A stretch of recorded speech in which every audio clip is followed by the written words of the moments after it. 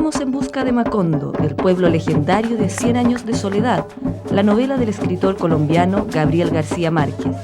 Internándonos en el corazón del Caribe colombiano, vivimos la magia de una región exuberante, donde la gente habla con toda naturalidad de cosas prodigiosas, como que un ventarrón se lleve a un circo por el aire, nazca un ángel en un gallinero o un hombre sea inmune a la lluvia.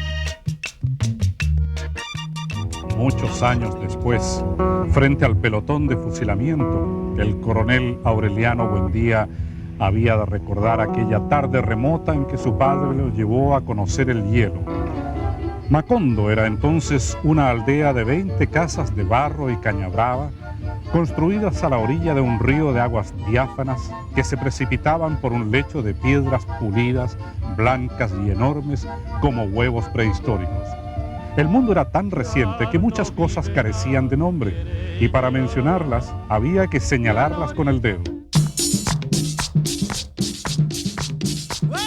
Macondo debe ser uno de los pueblos más famosos del mundo y sin embargo no sabemos ni dónde está ni cómo es. Muchos se han preguntado si existe o existió. Hay versiones que dicen que sí, Macondo es un pueblo recóndito perdido en el interior de la ciénaga. Para otros es un mito, un sueño. ¿Existe Macondo? Existió. ¿Qué lo que era? ¿Un pueblo? Un pueblito así chiquito, de labradores, que sacaban madera. Y era un pueblito muy atrasado. Entonces, cuando tú te querías referir a una persona muy tosca, muy ignorante, le decías que era de Macondo. Se habla de una finca bananera que se llamó Macondo, de un árbol de ese nombre, de un río. García Márquez relata en su libro que los gitanos tenían la fórmula para hacer oro. Según doña Albertina, eso no solo es cierto, sino que hasta hace poco sucedía todavía. Mira, los gitanos tenían una fábrica de moneda falsa en Macondo. Entonces, como ahí se hacían plata falsa, no, descubrieron eso. La ley los persiguió, ellos enterraron esa maquinaria que tenían de hacer las monedas. Y todos, unos fueron a la cárcel, otros se murieron. Eso fue la verdad de que todo desapareció. La Colombia del Caribe al parecer es así, cargada de historias y enigmas, surgido de la selva, el calor y el aislamiento. Así, no es sorprendente encontrarse con personajes como este, un candidato a alcalde que a pesar de no contar con más que su triciclo para hacer su campaña, mantiene una dignidad a toda prueba. Amigos de Aracataca, les habla su amigo y servidor Heriberto Amaya, el popular Minitodo, el candidato a la alcaldía netamente popular de la mano del pueblo para el pueblo. Porque veo que el pueblo se lo merece, es un pueblo consciente, es un pueblo humilde, un pueblo noble, y lo puedo decir a boca llena, defiendo mucho a Aracataca. Difícil diferenciar aquí realidad y fantasía. En busca de Macondo nos encontramos con una historia real que si alguien la cuenta, creerían que es fruto de su desaforada imaginación. Cantar del llano, cantar de brisas del río, ay, caremente a tu corazón será mío. Señor, disculpe, ¿le puedo hacer una pregunta? Sí. ¿Por aquí queda Macondo? Macondo. ¿No? ¿Cómo se llama este pueblo? Malagana. Malagana. Nos llamó la atención el nombre, así que entramos. Primero pensamos que le pusieron así por el tremendo calor que tiene sumida a la gente en una bulia absoluta, pero pronto supimos que había una historia insólita detrás de ese nombre. Nos contaron que al lado de Malagana hay otro pueblo que se llama Evitar y que ambos nombres nacieron a raíz de una pelea. Que hubo un momento en que dos personas salieron de disgusto, se iban a matar uno con otro. Así que para evitar el consabido derramamiento de sangre, uno de ellos se fue al poblado vecino, donde contó su historia. Y así el caserío se llamó Evitar. Y el que quedó acá, yo me quedé aquí, pero de mala gana. Sí, que no estaba muy contento de haberse quedado. Esa es la historia. ¿Y la gente aquí acepta ponerle mala gana a este pueblo? Mala gana, y eso es trabajoso quitarle el nombre. Porque se llama en realidad San Marcos, ¿no? San Marcos de buena gana, pero ningún le dice San Marcos de buena gana, sino mala gana. No podíamos creer que fuera cierto, sonaba a cuento, así que partimos a Evitar para terminar de convencernos de la verdad de la historia. Saliendo de Malagana nos cruzamos con una micro que efectivamente iba a Evitar.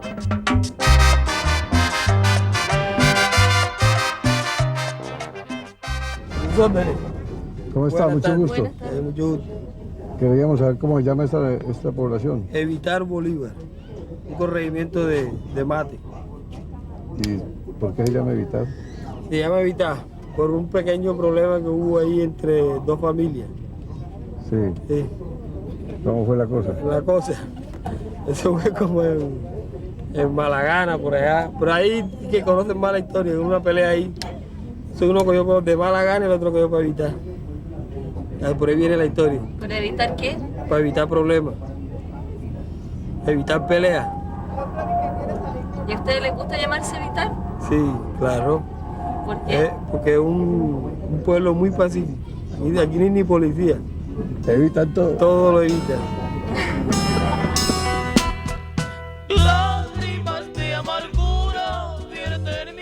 Había un matrimonio ese día en Evitar Bolívar. Lo particular es que los novios y padrinos vienen solos. Nadie sale a saludarlos.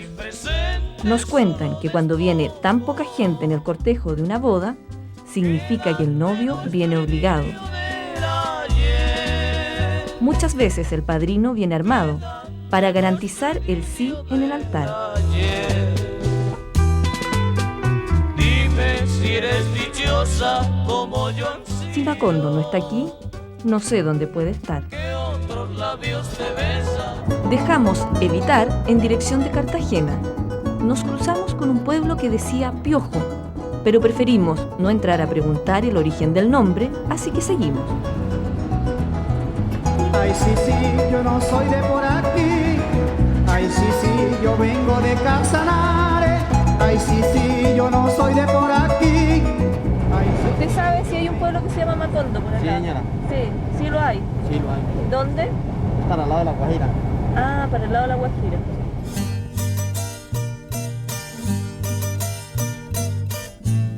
Llegamos a Cartagena, la elegante y romántica ciudad colonial donde los enamorados se amurallan para pololear. Esta ciudad, aunque turística, tampoco está exenta de la fuerte carga de violencia que invade a todo el Caribe. Aquí conviven ex-espías internacionales, millonarios retirados de distintas partes del globo, con estudiantes universitarios y los nativos de la zona. Nick es un trotamundos procedente de Inglaterra que quedó atrapado por el encanto de esta tierra. Él también dice comprobar que Macondo existe. Bueno, a mí me regalaron 100 años de soledad el día que cumplí 18 años, mucho antes de que yo tenía idea siquiera que venía a Colombia. Me encantó el libro, pero de todo modo me pareció un libro fantástico. Sin embargo, al llegar a Cartagena, con el paso de los primeros meses aquí, por ejemplo, un día yo estaba caminando por la costa y me encontré con una nube de mariposas amarillas. Y poco a poco, con el paso del tiempo, me di cuenta que el libro no era tan fantástico, sino mucho más pegado a la realidad. Nick encontró en el Caribe colombiano la misma extraña mezcla de solemnidad y violencia, de humor y tragedia que acusan muchos de los personajes de Macondo. Una noche yo caminaba por la calle y salió corriendo de un bar un hombre y detrás de él había otro con una botella en la mano que obviamente quería agredirlo y estaba a punto de reventar la botella contra el andén, pero se dio cuenta que todavía tenía algo de líquido adentro. Entonces él muy cuidadosamente virtió el líquido en algún lugar para no ensuciar, luego rompió la botella y se fue corriendo detrás de su víctima. Y por otro lado, Nick encontró también la misma inocencia o capacidad de ver lo sobrenatural como parte de la vida cotidiana. Me contó un viejo carpintero que hacía canoas. Él me contó con toda seriedad, no era para él nada extraordinario, que él conoció a un viejo que cuando cruzaban de una isla aquí enfrente hasta el pueblo, no importaba si llovía, él llegaba seco. Él era un hombre que era inmune a la lluvia. Y lo más impresionante no era tanto el asunto, sino la manera que me lo contó como si no fuera nada raro.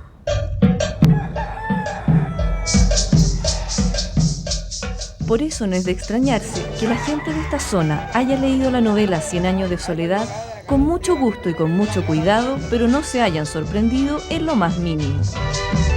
No es tan extraño que nazcan niños con cola de cerdo, o que una muchacha suba al cielo colgando de unas sábanas. No es extraño tampoco que García Márquez proceda de esta zona. Una zona de pueblos pequeños, polvorientos, olvidados del mundo, donde se dan con la misma fuerza el amor y la violencia. Un mundo azotado por las guerras civiles, el narcotráfico y la guerrilla, y que a pesar de todo no ha perdido aún su inocencia. Una zona que ahora comenzamos a conocer.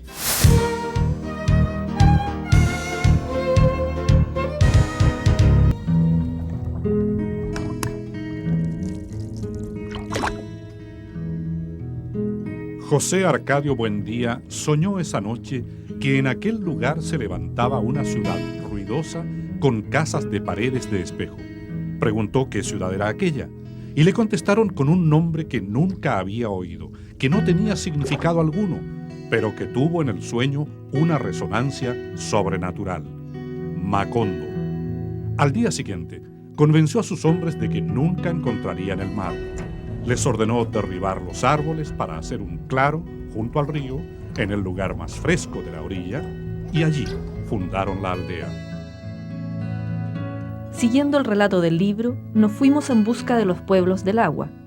Nos encontramos en este mundo de fábula, de gente anfibia, donde no habían escuchado hablar de Macondo, pero a cambio nos contaron fantásticas historias. Mire, aquí pasó un caso una vez, eso tiene aproximadamente 10 años, que venía la mamá y la hija, y ella brincó a una casa de una amiga a conversar y dejó una niñita en la canoa.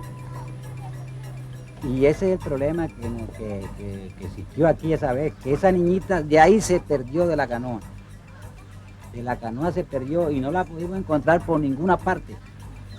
Y se dice, hay comentarios, ¿no?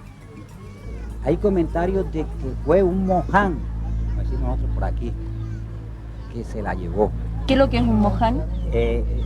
Yo tengo entendido, yo no lo conozco, pero me han dicho, me decían mis abuelos, no, que había anteriormente, habían esos unos animalitos, unos pequeños así, que son peludos, son velludos, pero caminan en dos patas y que tienen los talones hacia atrás, adelante, bueno, en fin. Pero allí que les gustan mucho los niños y se los llevan. Si hay una oportunidad, se los llevan. En este mundo de niños también nos hablaron de la mojana, una mujer del agua que enamora a los hombres para hacerlos desaparecer.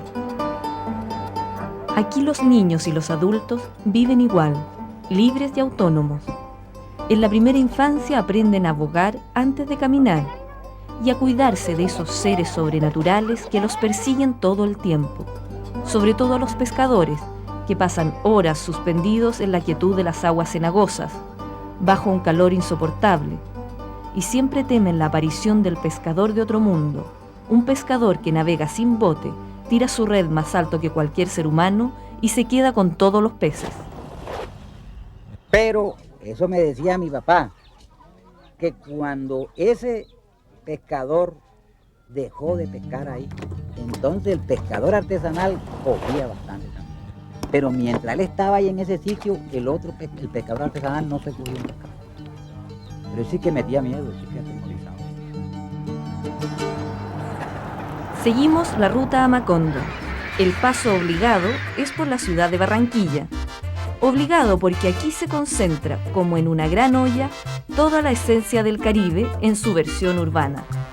Los mismos colombianos dicen, casi con orgullo, que es la ciudad más desorganizada del mundo. Aquí se mezclan las culturas traídas por los esclavos africanos, pero también por los piratas suecos, holandeses e ingleses, por los inmigrantes chinos, los hindúes y los españoles. Voy a expresar mi relato. Nos metimos en el famoso mercado de Barranquilla, donde se nos ha dicho que se puede encontrar cualquier cosa, y donde a poco andar vimos que se venden para comer cosas inverosímiles. ¿Y ahí qué se hace con eso? Esto es lo que sirve para el cerebro, esto es vitamina. Vitamina para el cerebro.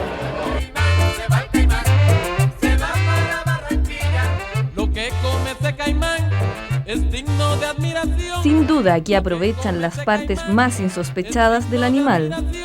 Come queso y come pan.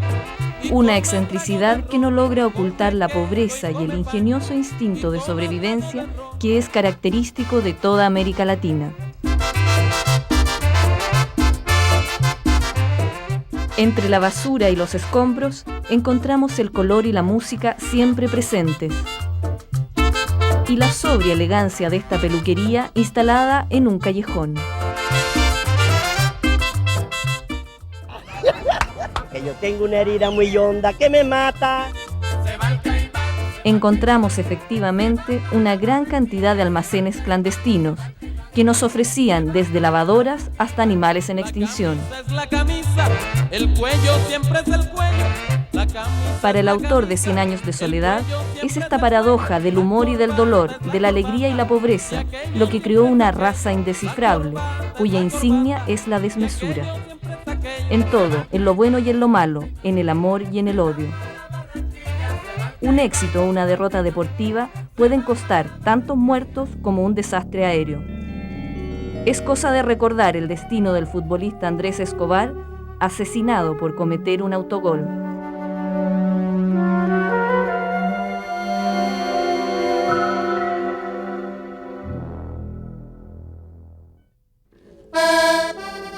El que viene a redimirlo es el cole, una especie de ángel redentor que se viste de pájaro y vuela sobre la barra colombiana para contagiarle sus ansias de paz y ternura. Yo en estos momentos de alegría del fútbol colombiano, de emociones, de gozo, yo no puedo olvidar a una persona que le dio gloria a Colombia. Y por eso yo, en homenaje, no un homenaje triste, no es un homenaje triste, porque vuelvo y repito, le dio gloria a nuestro país, pero sí un homenaje para recordarlo, que al menos sea un sofisma de distracción para que se aplaque un poco la violencia en nuestro país.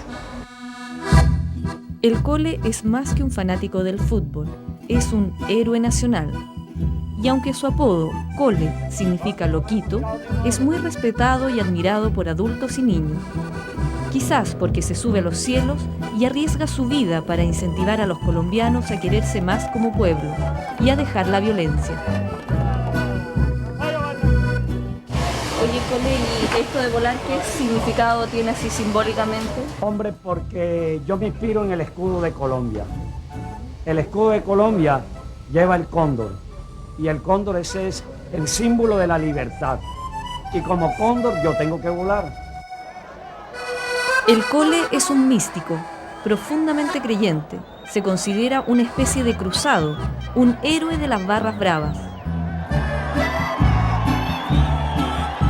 darías la vida por tu país? La estoy dando, la expongo con los vuelos, con el cabello, que yo no sé cómo no me he quedado calvo, con el cutis, aunque yo veo que con el maquillaje ya no tengo patas de gallo, sino patas de cóndor. ¿Entiendes? A mí no me han salido, mira la fe. No tengo patas de gallo, sino patas de cóndor, bellísimo. Mi cutis fino, ya. Abandono mi familia para irme. Los estoy dando en una forma, no con un sable como antes, de pronto, como los grandes libertadores de mi patria, pero sí en una forma estoy entregándome y siendo de pronto los patriotas contemporáneos. Durante el Mundial de Italia, en 1990, el Cole casi dio la vida de verdad por su país, cuando casi se cae en pleno vuelo, ya que los compañeros que lo sujetaban, con el entusiasmo, soltaron las cuerdas para celebrar la emoción de un gol. Era la primera vez que salía con mi disfraz, no tenía la experiencia. Ya, y cuando Freddy Rincón hizo el gol del empate en ese partido histórico de Colombia con Alemania, la gente que no creía en el empate me soltaron. Ya, de la emoción, y yo volaba para abajo y yo hacía así. Ya, y yo volaba pero para abajo. Pero hubo una persona que se había amarrado a una de las cabullas, ya, y yo me fui y él quedó aguantado en las barandas. Bueno, me hubiera matado, estuviera dándole ahora el mensaje post-mortem. Sin embargo, el cole, como ángel que es, no cayó desde los cielos y fue recibido por miles de brazos y estrujado por una multitud que lloraba de alegría. ¡Olé! Así también es Macondo, así es Colombia, un país lleno de contradicciones, de ángeles y demonios. Un país cuyos periodos de excepción son los de paz. Primero fue la guerra centenaria entre el Partido Liberal y el Conservador. Hoy es la que protagonizan la guerrilla de ultraizquierda, los paramilitares de derecha y el ejército. En todo esto se mezcla el narcotráfico. En los últimos años, la guerrilla se ha trasladado a esta zona en busca de reclutar a los trabajadores del banano.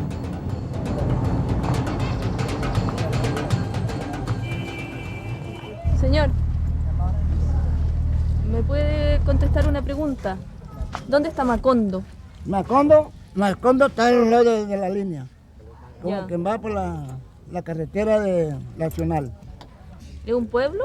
No, es una finca. ¿Cómo se llega? Uno llegando a mano izquierda, como que va para allá, para la carretera nacional. ¿Y este pueblo cómo se llama? Guacamayal.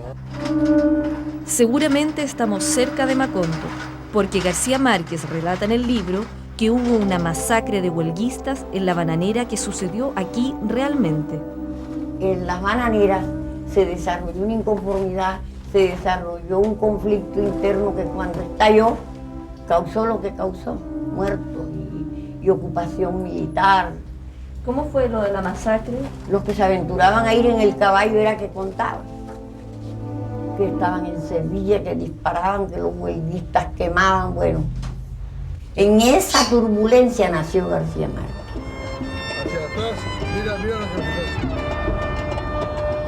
Desde sus orígenes, Colombia ha resuelto los conflictos sociales con el derramamiento de sangre.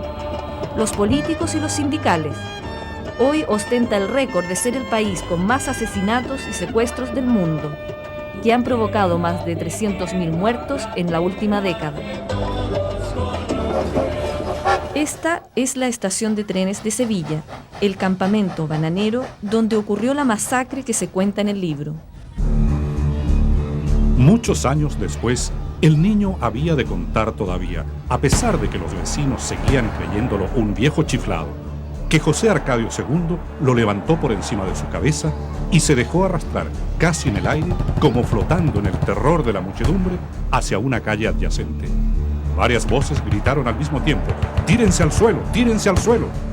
Estaban acorralados, girando en un torbellino gigantesco que poco a poco se reducía a su epicentro, porque sus bordes iban siendo sistemáticamente recortados en redondo, como pelando una cebolla, por las tijeras insaciables y metódicas de la metralla. Todo sigue aquí, intacto. La zona bananera sigue siendo la misma. Las turbulencias hoy están dadas por la presencia de la guerrilla. Para los campesinos el ambiente sigue siendo de gran inseguridad. También, como por arte de magia, las casas de los norteamericanos que vinieron a administrar la producción del banano han sido conservadas hasta hoy y su atmósfera parece congelada en el tiempo. No hubo, sin embargo, mucho tiempo para pensarlo, porque los suspicaces habitantes de Macondo apenas empezaban a preguntarse qué cuernos era lo que estaba pasando, cuando ya el pueblo se había transformado en un campamento de casas de madera con techos de zinc. Los gringos, que después llevaron sus mujeres lánguidas con trajes de muselina y grandes sombreros de gasa, hicieron un pueblo aparte, al otro lado de la línea del tren, con calles bordeadas de palmeras, casas con ventanas de redes metálicas, Mesitas blancas en las terrazas y ventiladores de aspas colgados en el cielo raso y extensos prados azules con pavos reales y codornices. El sector estaba cercado por una malla metálica, como un gigantesco gallinero electrificado, que en los frescos meses del verano amanecía negro de golondrinas achicharradas.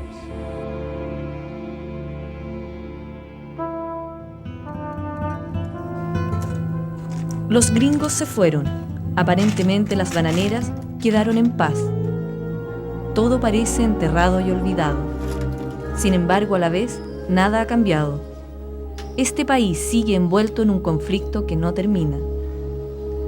La violencia, así como el folclore y la dignidad de sus tradiciones, han llegado a formar parte de su vida cotidiana. Música y baile que ponen como oposición al caos y la inseguridad, y que defienden con una ferocidad que veremos más adelante. Mira, te metes por ahí, derecho, vas derecho, derecho. No te tires a mano derecha, sino a mano izquierda. Al llegar allá, que hay como una X así, para la derecha y para la izquierda, coja para la izquierda y va a tener los campamentos de Macondo. Jamás llegamos a ese cruce, así que volvimos a la carretera nacional. Seguimos buscando la esquiva huella de Macondo. Así alcanzamos Ciénaga, una pequeña ciudad que fue importante en la época de la bonanza del banano y que aún ostenta vestigios de opulencia. Ciénaga fue el pueblo donde se instalaron los comerciantes y las damas galantes, y el único que contó con los adelantos de la nueva civilización que traían los norteamericanos. Deslumbrada por tantas y maravillosas invenciones, la gente de Macondo no sabía por dónde empezar a asombrarse. Se indignaron con las imágenes vivas que el próspero comerciante don Bruno Crespi proyectaba en el teatro, porque un personaje muerto y sepultado en una película, y por cuya desgracia lloraban lágrimas de aflicción, reapareció vivo y convertido en árabe en la película siguiente. El público, que pagaba 2 centavos para compartir las vicisitudes de los personajes, no pudo soportar aquella burla inaudita y rompió la silletería.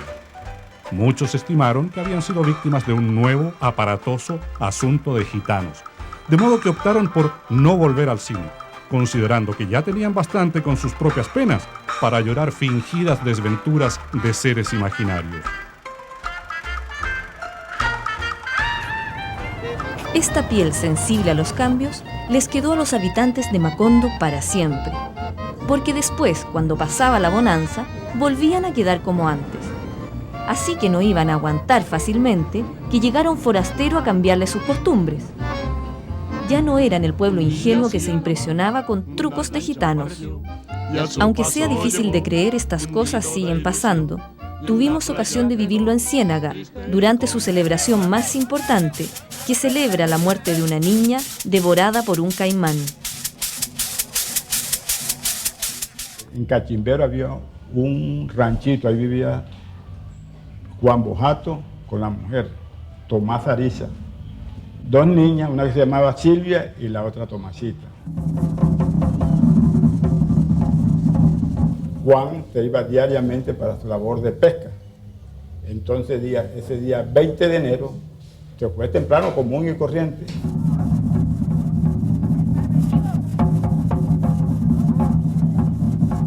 Y cualquier momento de esto le dice al compañero, cuando ya estaban regularcitos abiertos del puerto de Cachimbero, le dice el mocho Ruperto Camargo, le dice: oye mocho, yo quisiera irme para la casa, hermano, yo presiento algo.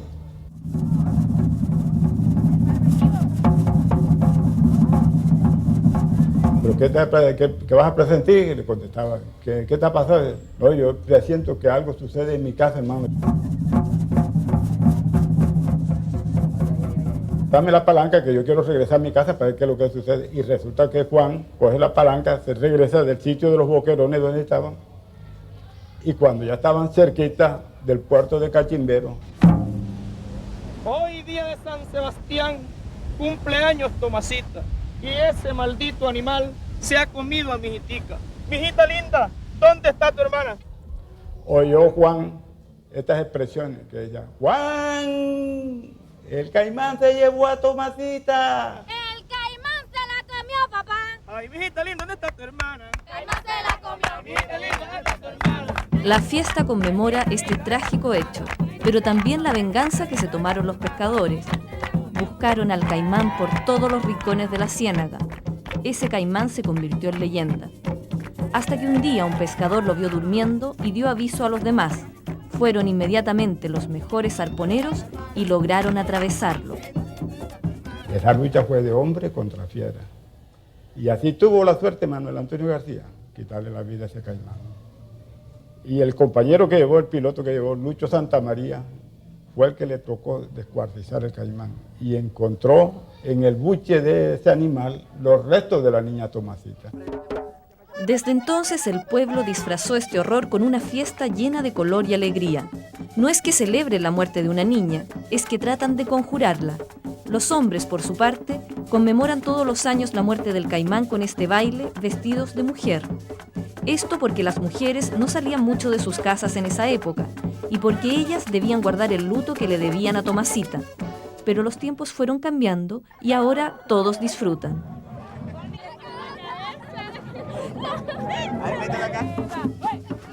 Todo iba muy bien este año, pero sucedió algo inesperado. Las autoridades encargaron a un artista que hiciera un monumento sobre la leyenda, y a él se le ocurrió recrear su propia visión del asunto. Así que tituló su escultura como La venganza de Tomasita y la representó de 20 años, matando ella al caimán con una lanza.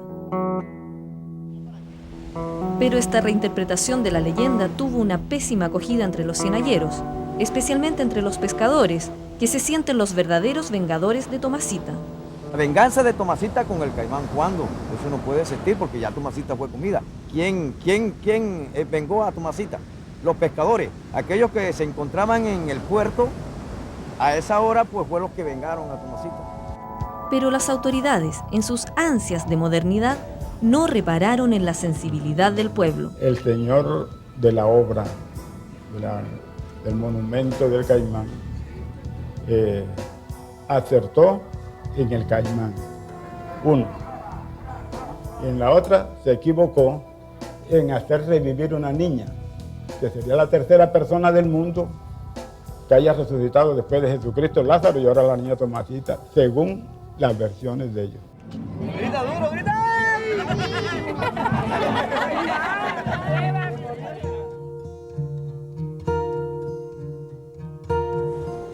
Enrique, ¿cuál era la intención del artista al hacer a Tomasita con una lanza sobre el caimán? La de darle una visión nueva, futurista, de la leyenda, que ya es una cosa caduca, ya ha pasado de época. Y el artista lo que hizo fue una interpretación para una Tomasita del siglo XXI, que representa la lanza y la muerte del caimán representa la liberación femenina. Esa es la intención del artista. Y por eso es que no ha calado, porque aquí todavía el machismo pues impera en ciertos sectores de la sociedad. Pronto la noticia de la versión del artista pasó de boca en boca. Nadie estaba de acuerdo con el enfoque del monumento. Por favor, atiéndame rápido, que esta es una tradición. Por eso es que estoy descontento con lo que han hecho con nosotros los cienagueros. Porque eso no es tradición. Hey, eso no es tradición. Esa señora con esa sombrilla no es tradición. Señor, ¿y usted qué opina de la No estoy de acuerdo con la vaina de politizar la vaina del caimán. El caimán no, hay que ir a la tradición. Es lo correcto. La tradición. Hay que ir con la tradición. ¿Y esto de que Tomasita mate al caimán, qué le parece? Eso es imposible. A medida que la inauguración del monumento se iba acercando, la efervescencia de la polémica crecía. Ahora ustedes recibieron amenazas si Tomasita mataba al caimán con una lanza. Bueno, algunas personas sí, ya hacían llamadas de amenazantes y algunas voces callejeras decían que lo iban a volar. ¿Iban a volar con qué? Bueno, pues parece que con dinamita, porque aquí los pescadores utilizan la dinamita. Me parece que fue una bola callejera, que fue una cosa exagerada, pero de todos modos la amenaza existió. Pero por si acaso, las autoridades prefirieron transar. Ahora Tomasita no mataría al caimán. Entonces optamos con el escultor, con el común acuerdo, por quitarle la lanza a Tomasita y que solamente Tomasita apareciera como danzando por sobre el caimán. Por eso el monumento está incompleto, porque la lanza es la que le da el balance al monumento. Es cierto, Tomasita sin la lanza quedó en una actitud bastante rara. Si algún paseante que vea posteriormente este monumento le cuentan por qué está así, seguramente creerá que es una historia inventada, fruto de la imaginación exagerada de la gente. Pero en el Caribe todo puede ser verdad. La matanza de Tomasita, en verdad que fue un fracaso. La matanza de Tomasita, en verdad que fue un fracaso. No lo mato con la lanza, mucho menos a Paraguaso.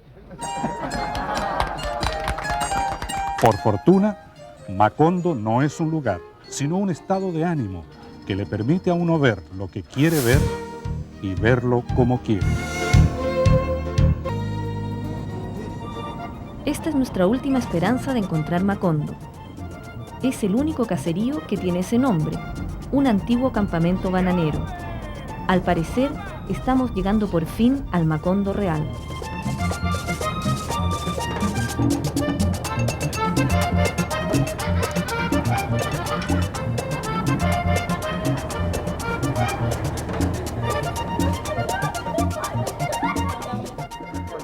Allá abajo.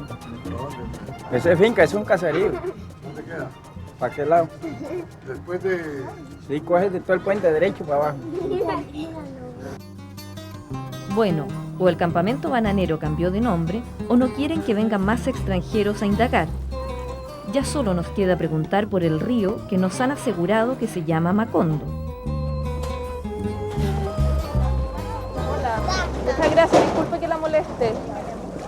Quería saber si usted sabe el nombre de este río. No sé. Yo pienso que tiene que ser río Guacamayal, ¿no será? Guacamayal. ¿No habían dicho que se llamaba Macondo, este río? Ah, sí, río Macondo. ¿Río Macondo? Sí. Bueno, hasta ahora que sé que llama río Macondo.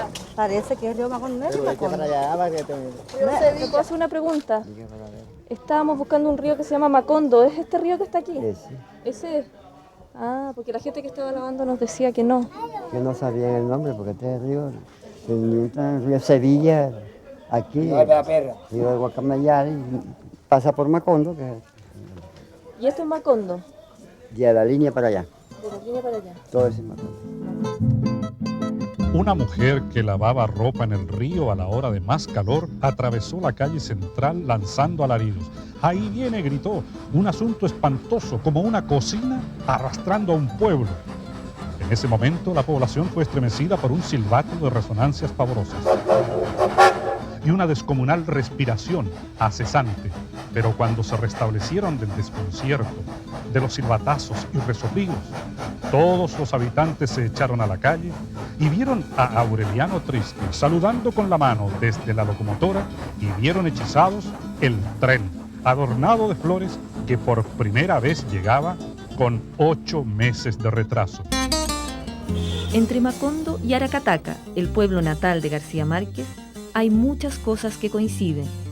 Lo cierto es que convirtió en un mito a un pueblo polvoriento, conectado hasta hace poco a la civilización solo por el tren y el telégrafo. Un pueblo que permanece quieto, ajeno a los afanes del mundo, donde las olas de explotación económica vienen y se van, dejando su hojarasca de recuerdos y desperdicios. Un mundo aislado donde la gente puede estar años esperando que le llegue una carta de jubilación, donde el mundo masculino guarda férreamente sus costumbres, así que puede ser más importante comprarle maíz al gallo de pelea que comprar los remedios para la mujer enferma, porque solo el gallo puede cambiar el destino de la familia. Un mundo donde los hombres y las mujeres van a ocultar con dignidad y pudor su pobreza, y donde al mismo tiempo todos saben quién es quién.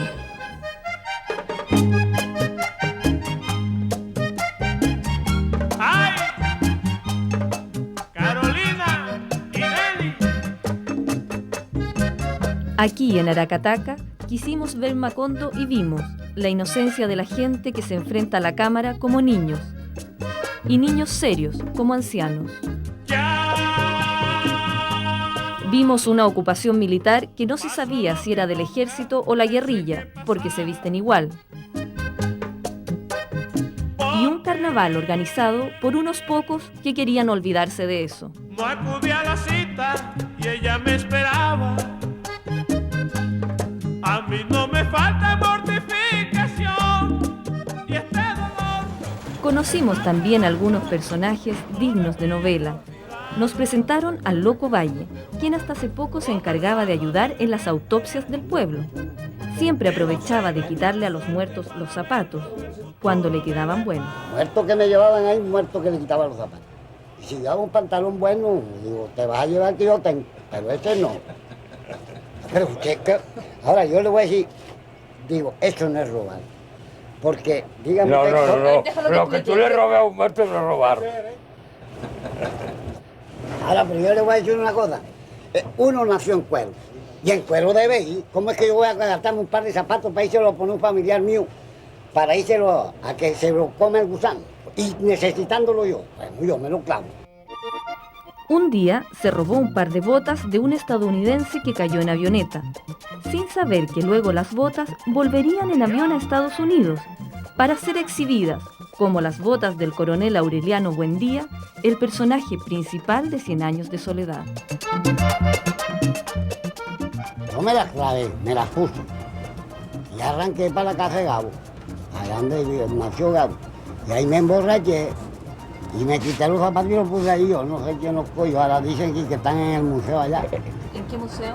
En los Estados Unidos. Sí, ¿por qué? Porque creían que eran de Gavito. Del abuelo de Gavito. Del abuelo de Gavito.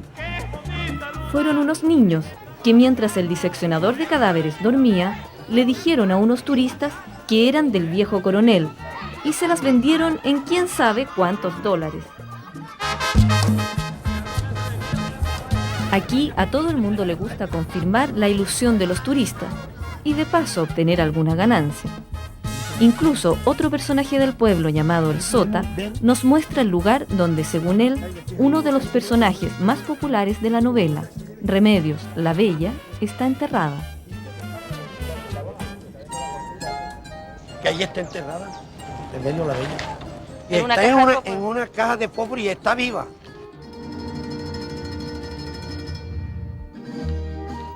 Por otro lado, todos los habitantes de Aracataca están convencidos de que este es Macondo.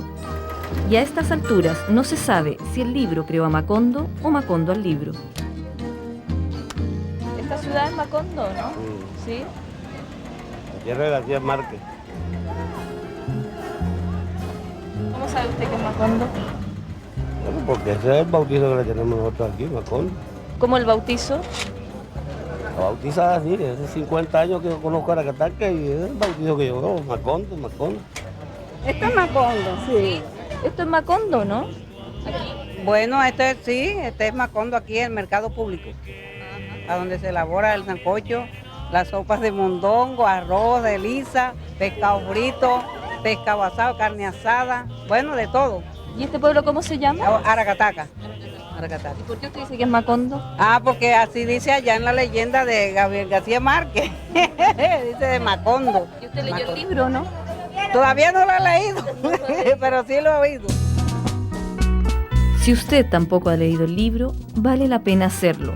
Vale la pena vernos en este espejo, porque Macondo somos todos nosotros, toda esta locura que es Latinoamérica. En esta falsa reproducción de la casa natal de García Márquez, figura este gran árbol que se parece mucho al árbol en que amarraron al viejo Arcadio Buendía cuando se volvió loco. No importa si Macondo existió, el fin de la historia es la misma. El pueblo quedó sumido en el abandono, lleno de escaleras que no llegan a ninguna parte, porque todo se lo llevaría el viento, como el viento se llevó a Macondo en las últimas páginas de 100 años de soledad. Macondo era ya un pavoroso remolino de polvo y escombros, centrifugado por la cólera del huracán bíblico, cuando Aureliano saltó 11 páginas para no perder tiempo en hechos demasiado conocidos y empezó a descifrar el instante que estaba viviendo. Sin embargo, antes de llegar al verso final, ya había comprendido que no saldría jamás de ese cuarto, pues estaba previsto que la ciudad de los espejos, o los espejismos, sería arrasada por el viento y desterrada de la memoria de los hombres, y que todo lo escrito en ellos era irrepetible, desde siempre y para siempre, porque las estirpes condenadas a 100 años de soledad no tenían ninguna oportunidad sobre la tierra.